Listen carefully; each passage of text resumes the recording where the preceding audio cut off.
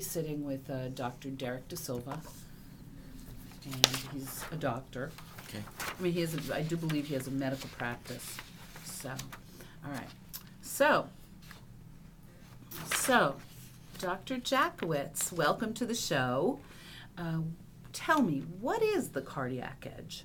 Well, first of all, thank you for having me on your program. I look forward to this opportunity to talk about the cardiac edge and cardiac health in general. The cardiac edge was something that I founded 6 months ago, and it brought together two things that I'm interested in. One is exercise physiology and maintaining ideal fitness, and I'm combining it with my expertise as a cardiologist.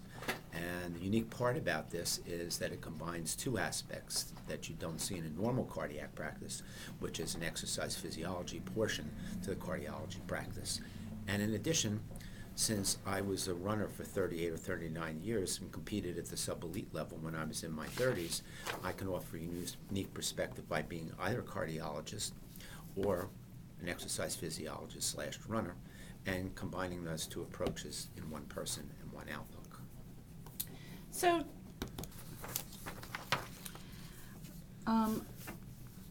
what's the difference? I'm going to be somewhat redundant here. What's the difference between this practice, the cardiac edge, and your regular cardiology practice? Well, in terms of the regular cardiology practice, it's not much different than what we do here, except we're interested in athletic performance as well, and we're interested in athletic performance of anybody who's interested in exercise, is concerned about exercising, or as they get older, is concerned about the risks of competing at a high level, and whether or not they have cardiac risks, which could potentially interfere with their ability to perform as they would like.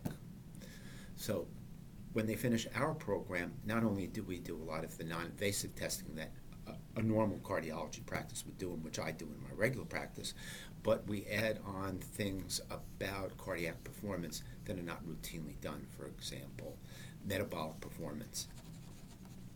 What does that mean?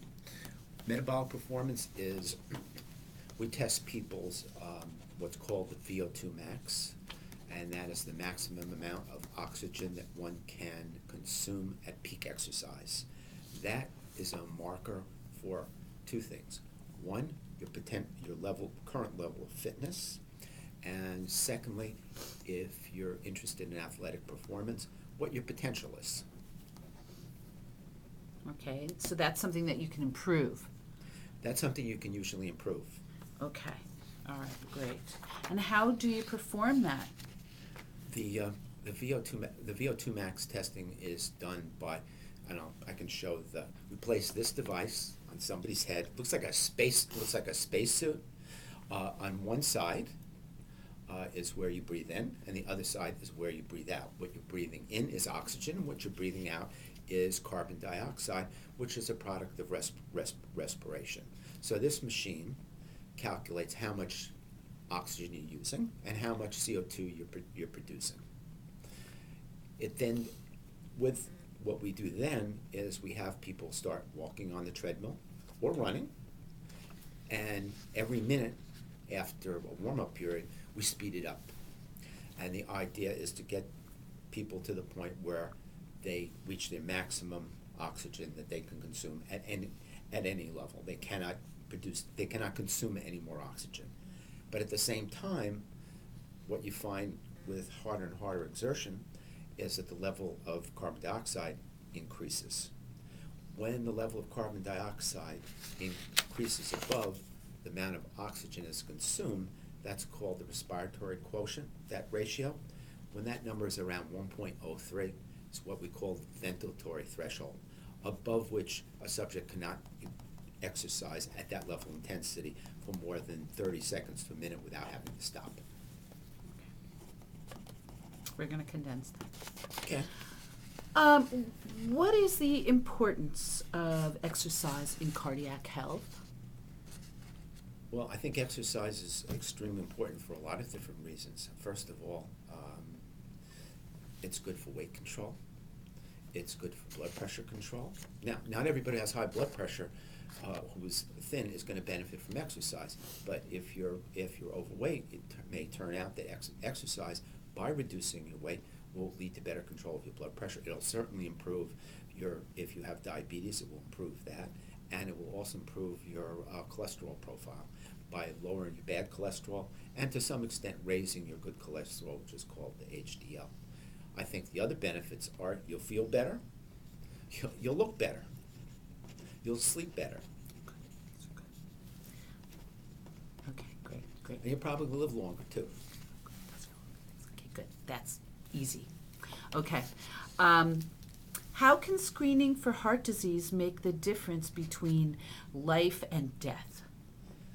Well, I think if somebody has symptomatology that's consistent with having at least some type of heart disease, that if they continue to do activities that provoke these symptoms and do nothing about it, they increase their risk of something bad happening to them from a cardiovascular perspective. Okay. So what about, are there things that are symptomless also? Should Well, I think everybody there's be screened? I don't think everybody should be screened. I think there are certain groups of athletes and patients who should be screened. When we're talking about patients, those who should be screened would be people who have specific symptomatology, which is highly suggestive of the symptoms being due to their heart. And they can be divided probably into maybe 4 different subtypes of heart disease without being specific, because there are at least 10 or 20 different subtypes to each of these categories that I'm going to talk about. These are the basic things that can go wrong. 1, you can have a muscle problem, meaning the heart muscle function is severely reduced, or the walls of the heart are severely thickened, leading to some type of obstruction through a valve when you exercise. So muscle problem is one thing. The second is a plumbing problem, in the sense that the heart is supplied by 3 coronary arteries, which supply blood and oxygen to the heart. If these become blocked, patients develop what's called coronary artery disease, and this is associated with various symptoms, which we can talk about after. The third problem is a valve problem, meaning one of the 4 valves, but usually the 2 main valves, the aortic valve and the mitral valve, are either severely blocked or they severely leak, each of which can cause symptoms that need to be addressed. And the 4th major class of problems that can happen are rhythm disturbances, meaning some irregularity in heartbeat, too fast, too slow. So these are the 4 major problems in general that can happen to a heart.